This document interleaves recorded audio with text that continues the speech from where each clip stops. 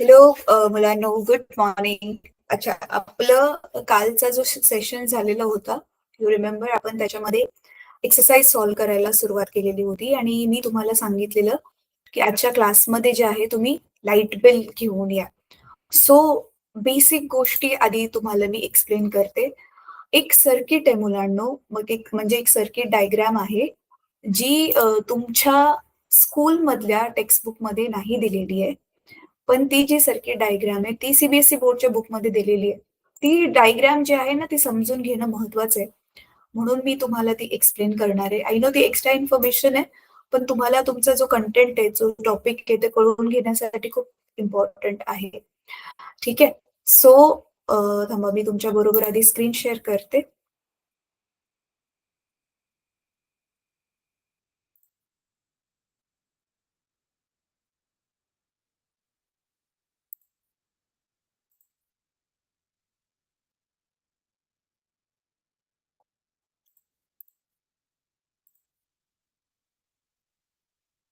So हे बघा, हे आपण काल केलेलं होतं. हे सर्किट वगैरे यू रिमेंबर एसी-डीसी वगैरे हे सगळं आपण काल केलेलं होतं. राइट? आता हे जे सर्किट आहे ना, ह्याचं नाव आहे डोमेस्टिक हाउस होल्ड सर्किट. म्हणजे आपल्या घरामध्ये ते सर्किट जे आहे ते कसं बनलेलं आहे. आपल्या घरामध्ये जेवढी वायरिंग केली आहे, सगळ्या रूममध्ये आपल्याकडे फॅन चालतो, लाईट आहे, किचनमध्ये रेफ्रिजरेटर आहे, हॉलमध्ये टीव्ही आहे.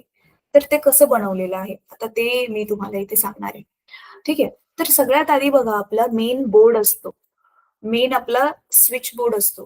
माहिती हा असा स्विच बोर्ड आणि त्याच्यामध्ये बघा हे एम-सी-बी पण असतं आणि हे असे सगळे खटके असतात. यू रिमेंबर तो बोर्ड. ते खटके सगळे वर असतात, सगळ्या रूम मधली लाईट चालते. एखादा ह्याच्यामध्ये एक मेन खटका असतो, तो खाली पडला की सगळी लाईट. तर हा एक तो बोर्ड असतो. आता ह्याच्यामधून मग आपले जे इलेक्ट्रिशियन्स आहेत ना, ते काय करतात, 2 वायर बाहेर काढतात. तर ही एक अशी असते मेन रेड कलरची वायर.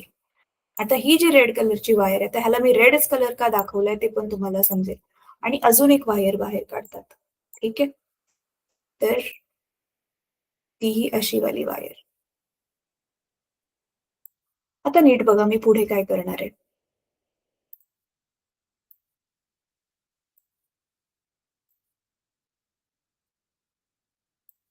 ठीक आहे? आता ह्याच्यामध्ये ना, इथे मुलांनो,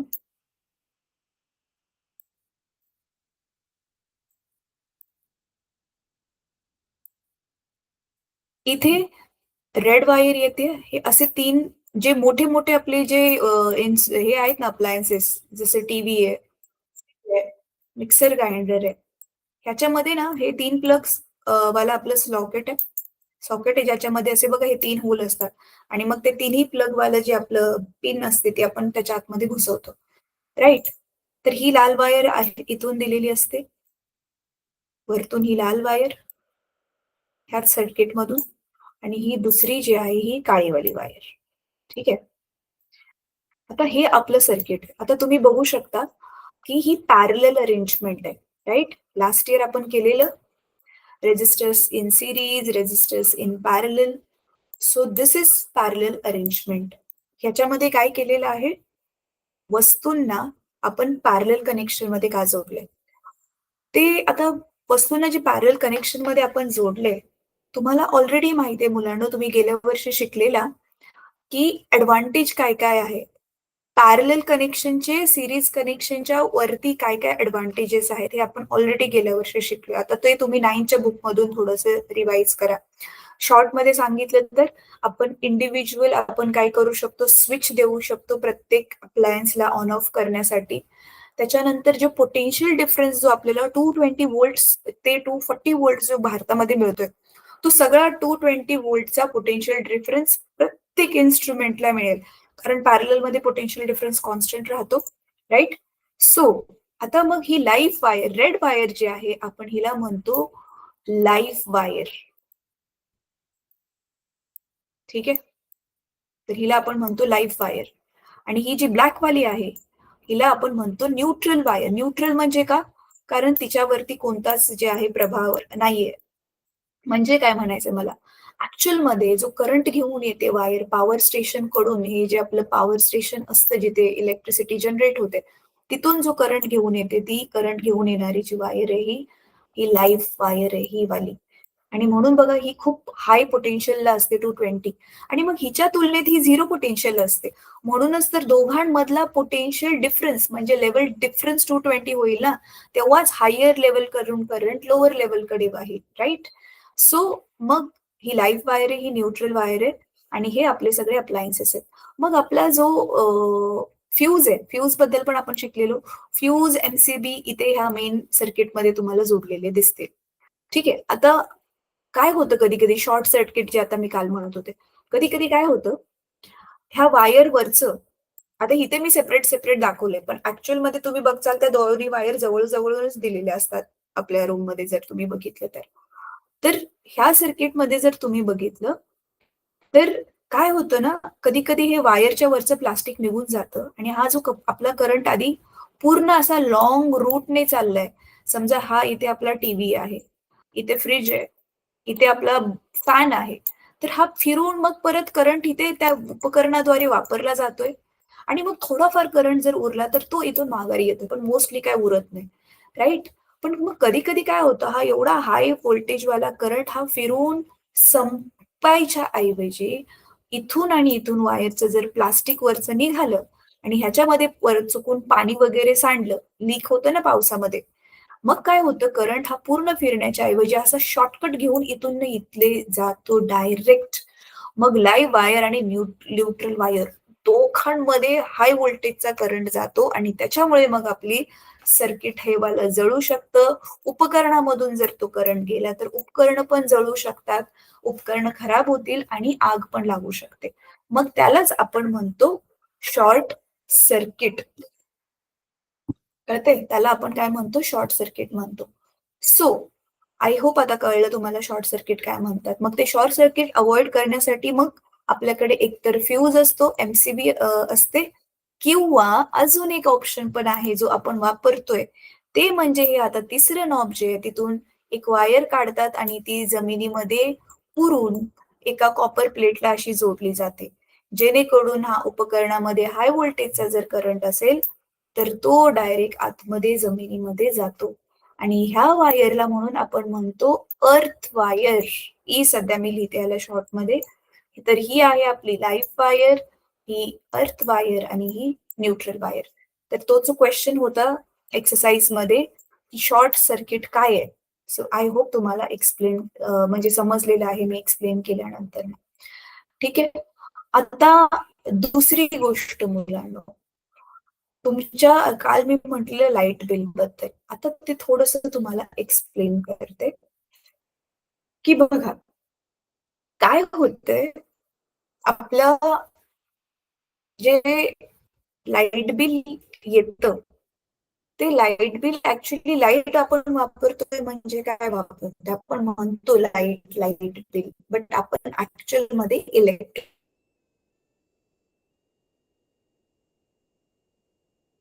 वापरतोय. So basically it is not light bill, it is electricity bill. तर जी इलेक्ट्रिसिटी आहे ती अगेन एक एनर्जी आहे, right? So it is a form of energy. म्हणून इलेक्ट्रिक एनर्जी पण आपण जूलमध्येच मोजतो. पण आपण तुम्हाला माहितीये दिवसभरामध्ये जवळ-जवळ lakhs of joule energy already use करतो. मग ती लॅक्स ऑफ दिवसाला वापरतोय. तर महिन्याची जी आहे तुम्ही विचार करा किती होईल? म्हणून मग हे लॅक्स ऑफ जूल लिहिण्यापेक्षा आपण त्याला काय करतो, त्याचं कमर्शियल युनिट मोठी वाली इलेक्ट्रिसिटी मोजण्यासाठी मोठं वालं युनिट बनवलंय. ते आहे किलो वॉट आवर, जे तुम्हाला गेल्या वर्षीच्या पण पुस्तकामध्ये होतं. आता हे जे किलो वॉट आवर आहे मुलांनो, हे युनिट कसं किलो वॉट आवर म्हणजे, आणि ते 1 युनिट आपण किती युनिट्स वापरले तेच आपल्या येत असतं. आता जसं की मी स्टॉक शेअर करणे आहोत. 1 सेकंड.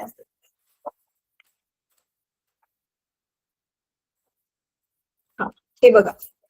हे माझ्याकडे एक इलेक्ट्रिसिटी बिल आहे. आता ह्याच्यामध्ये तुम्ही बघू शकताय, हे इथे ना एक असा कॉलम आहे. तुम्ही पण हे इलेक्ट्रिसिटी बिल स्वतःहून शोधून वाचू शकता. ह्या कॉलममध्ये बघा इथे दिलेलं आहे चालू रिडिंग म्हणजे आता किती आहे, सो इट इज शोईंग 1313. आणि मागील रिडिंग म्हणजे जो बघा आपला मीटर बोर्ड असतो त्याच्यावर आकडे चेंज होत असतात. प्रत्येक घराच्या इथे एक मीटर बोर्ड असतो बघा. तर त्याचं रिडिंग घेऊनच आपण इलेक्ट्रिसिटी किती वापरली ते इलेक्ट्रिक कंपनीवाल्यांना कळतं ना. मग गेल्या महिन्यामध्ये सपोज ह्याचं होतं 1000, ह्या महिन्यामध्ये दाखवतंय 1300. म्हणजे 1000 पासून 1300 म्हणजे ह्या महिन्यासाठी किती वापरलं, 300 युनिट्स वापर, राईट. मग आता एक युनिटचा खर्च किती आहे ते इलेक्ट्रिसिटी कंपनी डिसाईड करते. ते त्या बिलमध्ये पण लिहिलेलं आहे. ठीक आहे. तर हे जरा तुम्ही गो थ्रू करा. समजा आता माझ्या ह्या बिलसाठी तो खर्च सपोज आहे, इथे दाखवते एका युनिटचा जो खर्च जो दाखवतोय तो 4.25 आहे. आणि हा खर्च ना वाढत जातो. म्हणजे जेवढं जास्त तुम्ही वापरणार तेवढं जास्त महाग होत जाते इलेक्ट्रिसिटी. से फॉर एक्झाम्पल मी 100च्या आतच वापरली. म्हणजे समजा माझं गेल्या महिन्याचं रिडिंग 1000 होतं आणि आता माझं रिडिंग आहे 1100, म्हणजे मी बरोबर 100 युनिट वापरली. तर मला एका युनिटचा खर्च लागणार ₹4.5. आता कोणाची 200च्या 300 मध्ये असेल, तर त्यांचे अजून बहुतेक ₹1-1.5 काहीतरी वाढतो. 300 चे 400 असतील, तर त्यांचे मे बी ₹3-4 वाढतात. म्हणजे तेवढ्याने त्यांना ते गुणणार. कळतंय? आता हे जे गणित आहे ना, ते सोडवल्यावरती तुम्हाला समजेलच. आता सगळ्यात आधी मी तुम्हाला हे सांगते, की हे किलोवॉट आवर मुळामध्ये कसं काय आलं? ठीक आहे?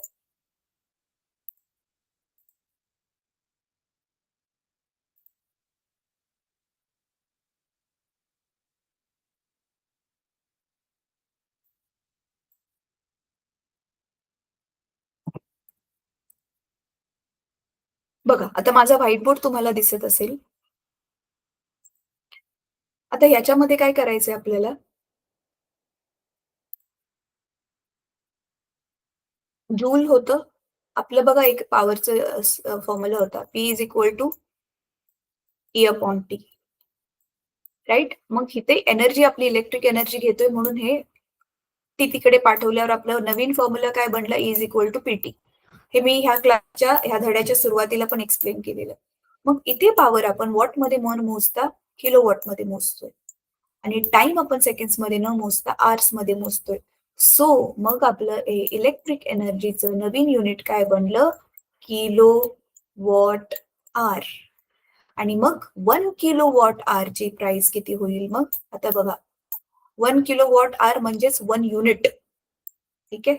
किलोवॉट आवरलाच शॉर्टकटमध्ये युनिट म्हणतात. म्हणजे किती युनिट इलेक्ट्रिसिटी आपण वापरली. तर 1 किलोवॉट म्हणजे 1000 वॉट. किलोवॉटचं 1000 आणि 1 अवरचं सेकंड्समध्ये आपण कन्व्हर्ट केल्यावरती ते किती होईल? 3600 सेकंड्स. आता ह्याला मल्टिप्लाय करा. तर बघा किती झालं? 36 वरती 5 झिरोज, राइट? मग तुम्ही बघू शकता की basically it is 36 lakhs, right? म्हणून आपण ह्याला हे असं विचित्र दिसतं लिहिताना. म्हणून आपण ह्याला असं लिहितो 3.6 इंटू 10⁶ जूल्स. माहिती नाही 10च्या पॉवरमध्ये आपण कसं लिहितो ते. मॅथ्समध्ये हे तुम्ही शिकला असाल. सो तुम्ही बघू शकता 1 युनिट इज 3.6 इंटू 10⁶ जूल. म्हणजे आता माझं जे बिल 100 युनिट्स आलेलं आहे. आता ह्यालाच 100 ने मल्टिप्लाय करा. म्हणजे 10 वर अजून 2 शून्य वाढतील. म्हणजे 10ची पॉवर 2 ने वाढेल. सो म्हणजे मी किती इलेक्ट्रिसिटी वापरली? 3.6 इंटू 10⁸ जूल्स एका महिन्यामध्ये. म्हणून बघा हे एवढं जूलमध्ये कसं लिहित बसणार? म्हणून 100 युनिट लिहिणं सोपं आहे. म्हणून हे कमर्शियल युनिट बनवलं इलेक्ट्रिसिटीचं. सो बेसिकली आता मी जे सांगते नीट ऐका. Kilowatt our is commercial unit of electric energy. व्यावसायिक आहे ते युनिट, कारण आपण जास्त इलेक्ट्रिसिटी वापरतो म्हणून. आणि आपलं नॉर्मल एसआय युनिट काय आहे? ते एसआय युनिट जे आहे ते आपलं जूल आहे. ठीक आहे? सो आता आपण आपले क्वेश्चन आन्सर्स जे न्यूमेरिकल्स होते ना ते गो थ्रू करूयात. थांबा, आता मी तुम्हाला टेक्स्टबुक ओपन करा मुलांना तुमचं.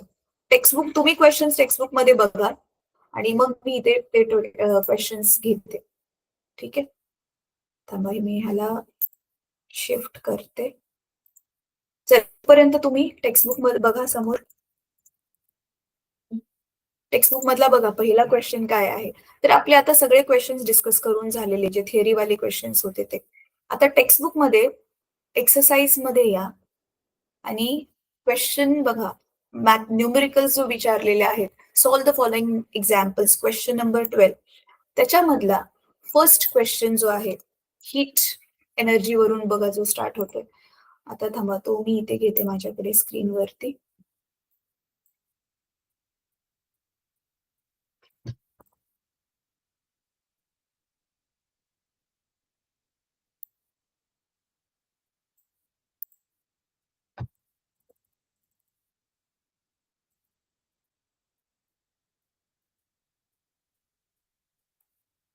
ठीक आहे. आता बघा हा जो क्वेश्चन आहे मुलांनो. वाचा हा question. Heat energy is being produced. Heat energy is being produced in resistance in a circuit at the rate of 100 what. Actually बघा इथे हीट एनर्जी प्रोड्यूस दिली आहे पण वॉट मध्ये दिले. सो बेसिकली त्यांनी आपल्याला एनर्जी नाही दिली, काय दिले? पॉवर दिलेली आहे. ठीक आहे. सो जसं मी तुम्हाला सांगितलेलं आहे न्यूमेरिकल सॉल्व्ह करताना आधी त्याला तुकड्यांमध्ये ब्रेक करायचं आणि त्याच्यानंतर काय काय दिले ते लिहायचं आणि मग आपण पुढचं गणित सोडवायला आपल्याला काय होतं इझी पडतं. राईट. सो आता आपण चला सॉल्व्ह करूया.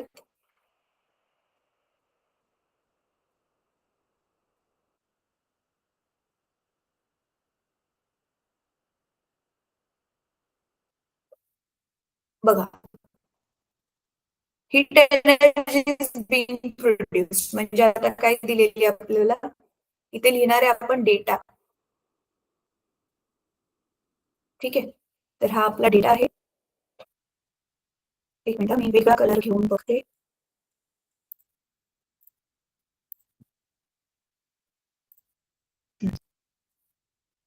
सो पॉवर किती दिलेली आपल्याला? पॉवर आपल्याला दिलेली आहे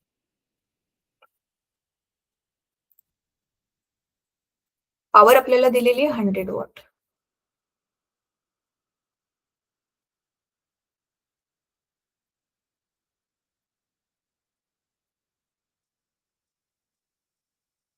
त्याच्यानंतर ना करंट पण दिलेला आहे बघा.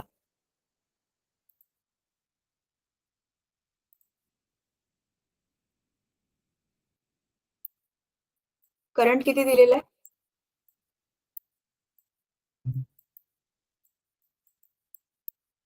करंट दिलेला आहे 3 अँपियर. त्याच्यानंतर अजून काय विचारलेलं आहे? अच्छा हे ना what is the value of resistance विचारले बरं का. हे कॉपी पेस्ट केल्यामुळे डब्ल्यू बनले पण ते ऍक्च्युली ओमचं साइन होतं. सो आपल्याला विचारलेलं आहे आर. तर हे खूप स्ट्रेट फॉरवर्ड क्वेश्चन आहे मुलांनो.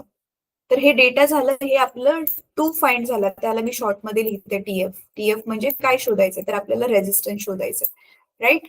आणि त्याच्यानंतर आहे आपला फॉर्म्युला. सो इथे लिहा फॉर्म्युला. त्याला पण मी शॉर्ट मध्ये लिहिते. फॉर्म्युला मध्ये मग आता काय लिहिणार आपण? पी आय आर ह्यांना जोडणार एकच formula. P is equal to I square R. So मग आई आपल्याला काय काढायचंय आता? आर काढायचंय तर आईला तिकडे पाठवणार. सो इथे काय होईल? पी अपॉन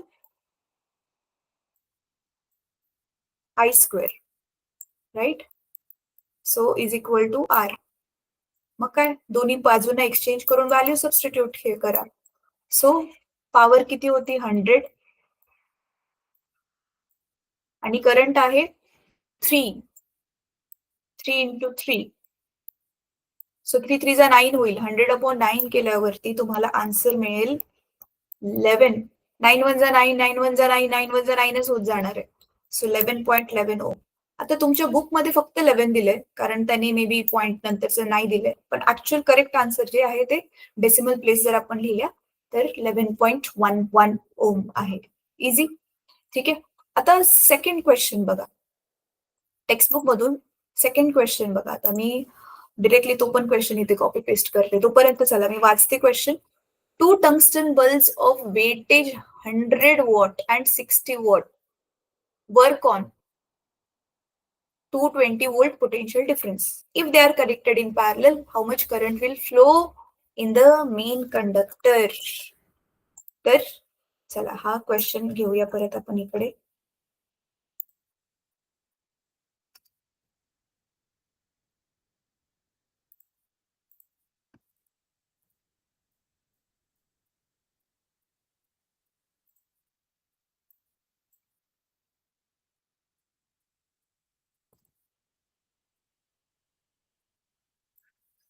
चला हा घेतला मी इथे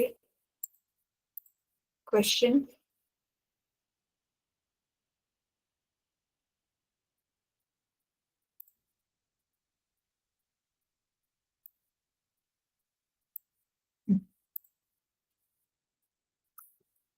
तो सी. आधी आपण क्वेश्चन समजून घेऊया. काय दिलेलं आहे की आता आपल्या अशा वेळी ना मुलांना जिथे जिथे असं असतं ना पटकन सर्किट डायग्राम बनवून घ्यायचे. तर हा असा आपला इथे एक बल्ब आहे आणि दुसरा इथे बल्ब आहे. कारण ते दोघं जण कसे दिलेले कनेक्टेड इन पॅरल.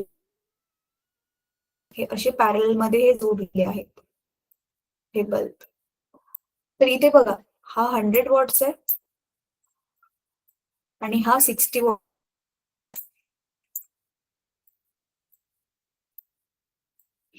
आणि काय दिलेलं आहे पॉवर सप्लाय दिलेला असेल. आता आपण ऑलरेडी शिकलो ना, तो मेन्सचा पॉवर सप्लाय याचा अर्थ एसी वाला. म्हणून बघा आता ते सायनोसॉइडल करंटचं आठवते हे चिन्ह, म्हणून आता मी हे चिन्ह इथे दाखवते. ठीक आहे, म्हणजे 220 ला आपण इथे ह्यांचा डिफरन्स जो आहे हा पॉइंट डिफरन्स किती आहे 220 वोल्ट. कळलं, सर्किट आलं डोळ्याच्या समोर. आता पुढे काय विचारले कंडक्टर मेन सर्किट मधून. तर कळते तुम्हाला हा जो मेन ऍक्च्युअल टोटल करंट आहे हा इकडे जाताना तो डिवाइड होणार. म्हणजे आता ह्याला पहिल्याला आपण नाव देऊया I1, दुसऱ्याला नाव देऊया, आणि हा डिवाइड होऊन मग इथे हा करंट येतोय. आता आपण ना काय करू शकतो मुलांनो, समजा आपण ह्या दोघांची टोटल जी पॉवर आहे ती ऍड केली तसं पण उत्तर येते, पण that is not actual correct way. तुम्हाला हायर क्लासेस मध्ये ते कळेल, पण तसं सध्या तरी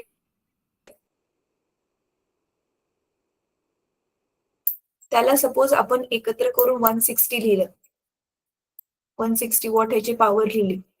पोटेन्शियल डिफरन्स आपल्याला 220, राईट. आणि आता आपल्याला दोघांचा जो फॉर्म्युला आहे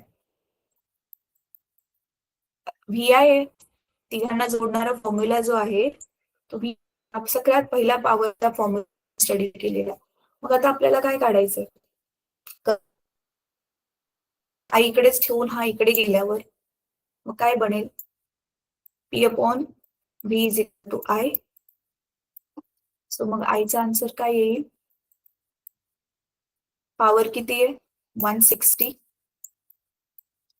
आणि हे किती आहे 220. ला डिवाइड करा आणि आता तुम्ही ह्याचं आन्सर काढलं की बरोबर पुस्तकामध्ये जेवढं आन्सर दिलेलं आहे तेवढंच आन्सर तुम्हाला मिळेल, 0.72 अँपियर. ते मिळतं कॅल्क्युलेशन तुम्ही जर करेक्ट केले तर तेच आन्सर मिळतं. सो वी गेट 0.72 अँपियर इथे. ठीक आहे, झालं हे वाला. अच्छा, आता नेक्स्ट तिसरं वाला गणित आहे ना मुलांना, बघा ते पण इझी आहे. ह्याच्यामध्ये काय दिलेलं आहे, who will spend more electrical energy. हा एकच फॉर्म्युला यूज करून जे आहे ते काय केलेलं आहे, हे तिन्ही पण गणित दिलेली आहेत, इव्हन चौथं गणित पण. कारण तुमच्या पुस्तकामध्ये मी तुम्हाला आधी पण सांगितलेलं हा चॅप्टर जो आहे आपला तो खूप जास्त स्कोरिंग आहे. का बरं, कारण ह्याच्यामध्ये फक्त एकाच फॉर्म्युलावर आधारित सगळे न्यूमेरिकल्स आहेत, बाकी सगळी थिअरी आहे. पण जी थिअरी आहे ती खूप इम्पॉर्टंट आहे, त्याच्यामुळे त्याच्यावरती क्वेश्चन आन्सर्स डेफिनेटली विचारले जाणार. हा मुलांना एक इम्पॉर्टंट इन्फॉर्मेशन, बोर्ड एक्झाम मध्ये जो तुमचा सायन्सचा पेपर 1 आय थिंक 40 मार्काचा आहे ना, त्या 40 मार्कापैकी 5 मार्क ह्या धड्याला आहेत आणि मिनिमम 5 मार्क आहेत. म्हणजे मिनिमम 5 मार्काचे ते प्रश्न ह्याच्यामध्ये येणारच येणार आणि मॅक्सिमम 7 मार्क आहेत 2 मार्क अजून एक्स्ट्रा पण विचारले जाऊ शकतात. तर त्याच्यामुळे जर हा धडा परफेक्टली तुम्ही केला, तर बघा 40 पैकी 5 ते 7 मार्क्स तुमच्या खिशामध्ये. ठीक आहे? चला, तर आता पुढचा वाला क्वेशन आपण सॉल्व्ह करूयात. आता क्वेशनला मी इकडे घेते.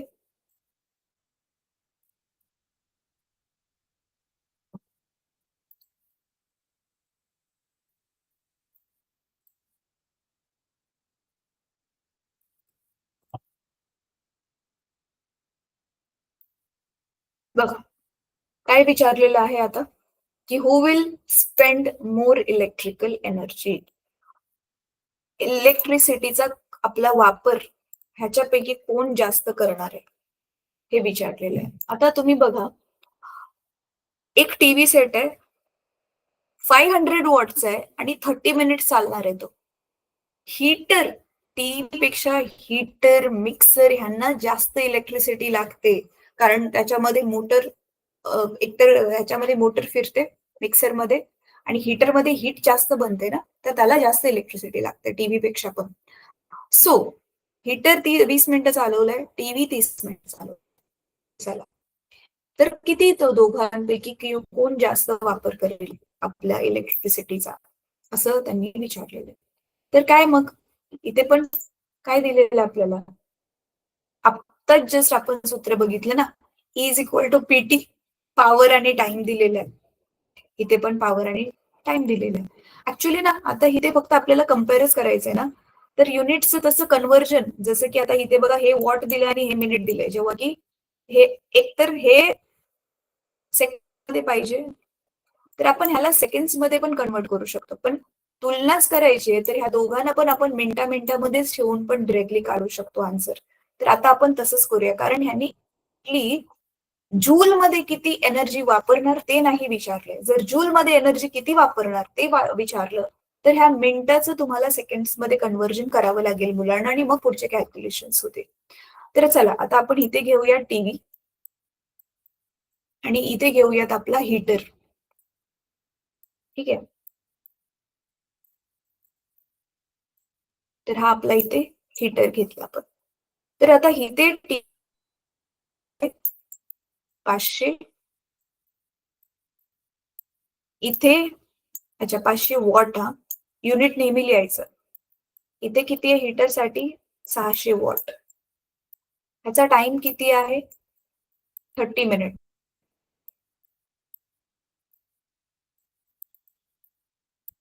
आणि ह्याचा टाइम किती आहे? ह्याचा टाइम किती आहे? 20 मिनिट्स. मग झालं, E is equal to PT. दोघांना जस्ट मल्टिप्लाय करायचंय. इथे पण same formula, is equal to PT. किमती ठेवा मग आता इथे. सो इथे 500 इंटू 30. परत एकदा सांगते, मी इथे कन्व्हर्जन मिनिटाचं नाही करत आहे, कारण आपल्याला फक्त कम्पेअर करायचंय. पण जूल मध्ये एनर्जी काढायची असेल तर तुम्हाला हे सेकंड्स मध्ये कन्वर्ट करावं लागेल. ठीक आहे, सो 600 इंटू 20. तसं नाही तुम्ही तोंडी उत्तर देऊ शकता, पण एक्झाम मध्ये सोडून दाखवावं लागेल ना. सो 5 3 जा 15 आणि वरच्या 3 शून्य, मग किती आलं उत्तर? 15,000.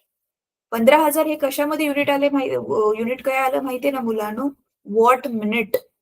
ते वॉट मिनिट मध्ये आलंय, जूल मध्ये नाही आलं.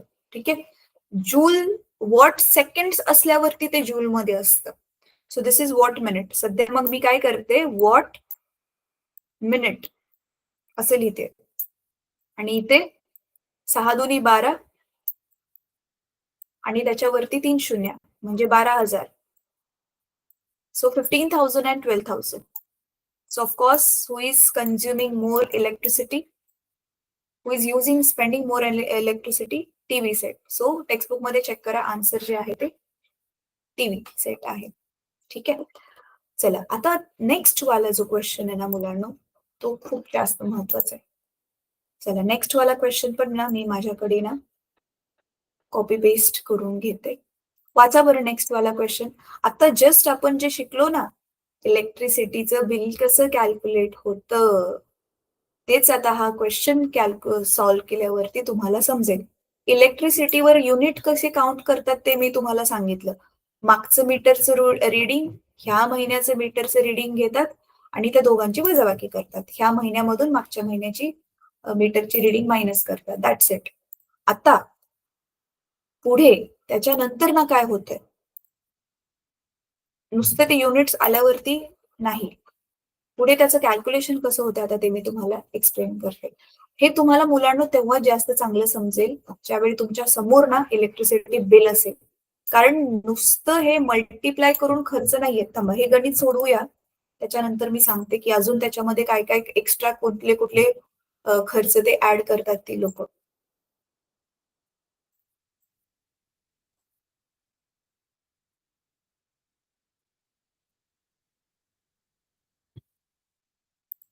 थांबा हां मुलांनो, ची साईज कमी करते.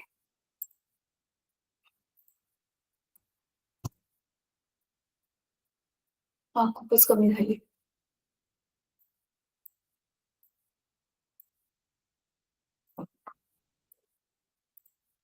हं, ठीक आहे.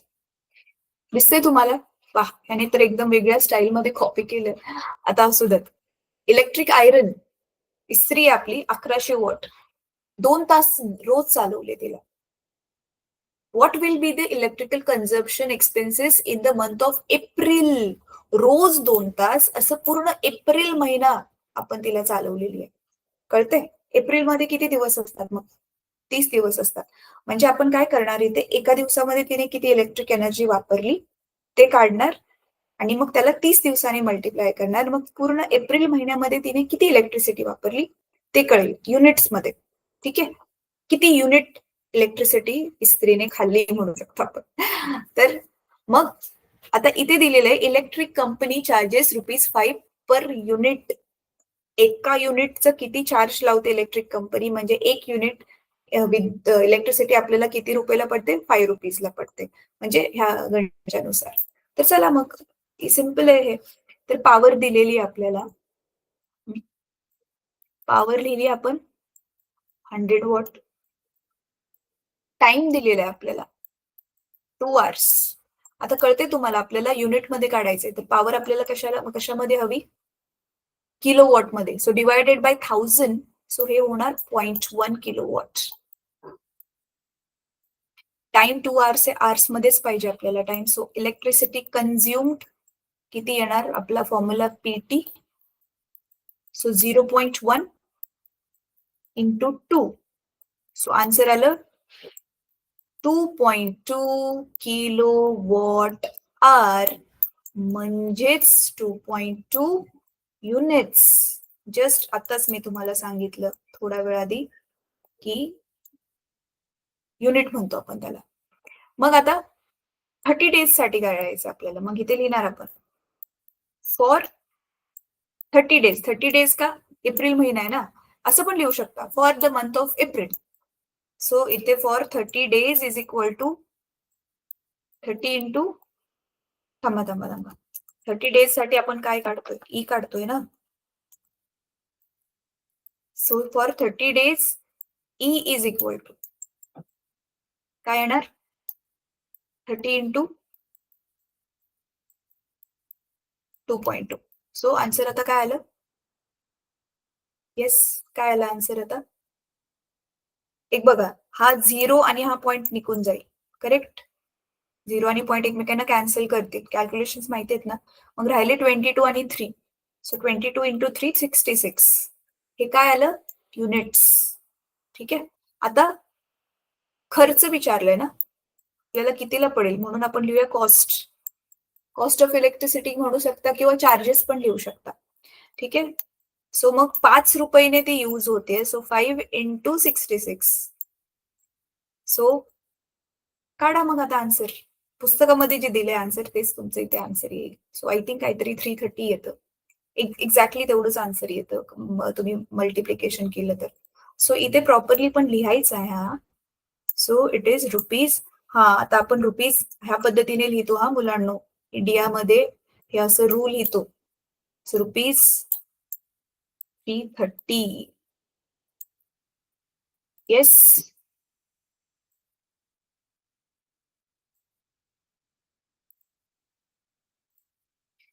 सो येस 330 दिलेले तुमच्या टेक्स्टबुक मध्ये पण. ठीक आहे. सो आता आपण काय करूयात, थांबा. सो आपण आता सगळी गणितं सोडवलेली आहेत. एकदा आपण चॅप्टर परत एकदा गो थ्रू करूयात. थांबा, मी शेअर्स करते स्क्रीन. तुमचं पुस्तक शेअर करते. चॅप्टर पूर्ण आपण व्यवस्थित गो थ्रू करू आणि मग आपण मीटिंगला इथे संपवूयात. ठीक आहे.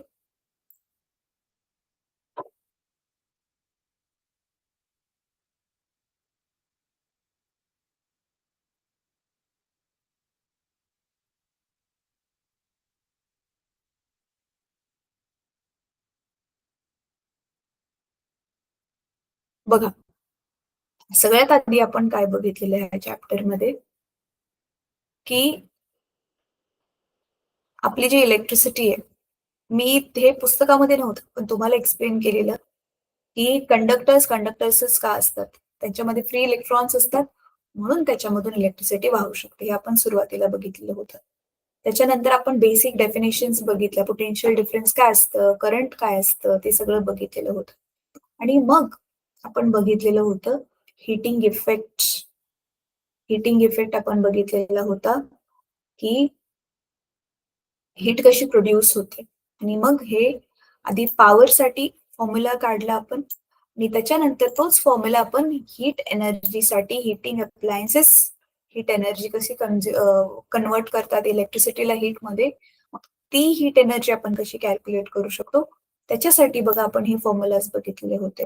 तर इथे व्यवस्थित एवढं नाही दिले टेक्स्टबुकमध्ये ते फॉर्म्युलाज, पण तुम्हाला आठवते तसं नंबर टाकले यांनी बघा 1 2 3 4 5 6 7 8 असे.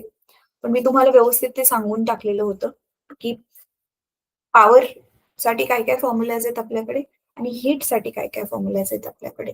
पॉवरचे जे पण फॉर्म्युलाज आलेले त्याला नुसतं हीट एनर्जी काढण्यासाठी T ने मल्टिप्लाय करायचं होतं. कारण हीट एनर्जीच आहे ना. तर आता जो आपला फॉर्म्युला होता E is equal to PT. So same H is equal to again PT. ठीक आहे. फक्त H का लिहिले? कारण तो हीट एनर्जी आहे ते आपल्याला कळावं, की ती हीट बद्दल आपण बोलतोय. परत आपण हीटिंग इफेक्ट मध्ये बघितलेलं होतं, की हीट तर निर्माण होणारच आहे कोणत्या पण कंडक्टर मधून इलेक्ट्रिसिटी गेल्यावर. मग त्याचा यूज आपण कसं करू शकतो, तर कशी आपण वेगवेगळी अप्लायन्सेस बनवली ते ह्याच्यामध्ये बघितलेलं होतं. हे आपला जो कुकर आहे, बल्ब आहे, फ्यूज आहे, इस्त्री आहे आपली, आयरन आपण म्हणतो त्याला. या सगळ्यांची कामं आपण बघितलेली होती. फ्यूज बद्दल आणि एमसीबी बद्दल बघा. इथे बघा निक्रोम चालेल आणि क्वेश्चन हे सगळं दिलेलं आहे इथे. एमसीबी बद्दल प्लीज हे पाठ करा. एक्सरसाइज मध्ये पण विचारले आणि आता पण हे इम्पॉर्टंट आहे. ठीक आहे. त्याच्यानंतर आपण मग हेच पॉवर आणि हीट वाला न्यूमेरिकल्स बघितले. आज पण आपण ते एक्सरसाइज मधून सोडवली. त्याच्यानंतर आपण मॅग्नेटिक इफेक्ट स्टार्ट केलेलं होतं, की कंडक्टरच्या भोवती मॅग्नेटिक फील्ड क्रिएट होते. मग आपण काय केलं, वेगवेगळ्या शेपचे कंडक्टर घेतले. परत पहिला स्ट्रेट कंडक्टर घेतला. मॅग्नेटिक फील्ड लाईन्स कशा बनतात आहेत. परत आपण सर्क्युलर कॉईल घेतली. सर्क्युलर कॉईल मध्ये कशा बनतात आहेत आणि बघ आपण त्याला सोलेनॉइड बनवलं. सोलेनॉइड मध्ये त्या मॅग्नेटिक फील्ड लाईन्स कशा बनतात आहेत. ह्या 3 केसेस आपण बघितलेल्या होत्या आणि त्यांच्या प्रॉपर्टीज बघितलेल्या होत्या. त्याच्यानंतर ना आपण बघितलं, की एक कंडक्टर ऑलरेडी मॅग्नेट बनलाय. त्याला दुसऱ्या मॅग्नेटच्या कॉन्टॅक्टमध्ये ठेवलं काय होतंय, तर बघितलं अरे मोशन क्रिएट होतंय. कंडक्टर आपला हलायला लागला. हीच कन्सेप्ट आपण यूज करून आपण इलेक्ट्रिक मोटर बनवली. इलेक्ट्रिक मोटर मग कसं काम करते ते इथे बघितलेलं होतं. आणि you know how important electric motor is. आपण ऑलमोस्ट सगळीकडे ती वापरतोय आपल्या इलेक्ट्रिक अप्लायन्सेसमध्ये. आणि मग एका सायंटिस्टने काय केलं, अरे ह्याच्या उलट होतंय. मोशनने आपण मॅग्नेटिक फील्ड आणि मोशनने आपण इलेक्ट्रिसिटी बनवू शकतो का? मग आपल्याकडे आलेला होता आपलं नेक्स्ट इफेक्ट जो होता तो इलेक्ट्रोमॅग्नेटिक इंडक्शन. आणि मग त्याच्यावरतीच काम करणारं एक अजून यंत्र माणसाने बनवलं. ते होतं आपलं इलेक्ट्रिक जनरेटर, जे आपल्यासाठी इलेक्ट्रिसिटी जनरेट करतंय. आणि मग आपण बघितलं जनरेटरला डीसी जनरेटर पण कसं बनवू शकतो आणि एसी जनरेटर हा जो अल्टरनेटिंग करंट जनरेट करते. बघ आपण बघितलं एसी करंट आणि डीसी करंट मध्ये काय डिफरन्स असतो ते कालच्या क्लासमध्ये आपण बघितलं. ठीक आहे. So this is how we completed the chapter. Again, I'm telling this chapter is very, very important. It will be for 5 to 7 marks in the board exam. ठीक आहे. तर काही पार्ट्स तुम्हाला जर आठवत नसतील, समजले नसतील, परत एकदा मुलांना तुम्ही काय करा, रेकॉर्डिंग बघा. ठीक आहे. तर चला आपण आता इथे क्लास संपूयात. एक्सरसाइज चांगली सॉल्व्ह करा, पाठ करा. तोच तुमचा जो आहे होमवर्क आहे. ठीक आहे.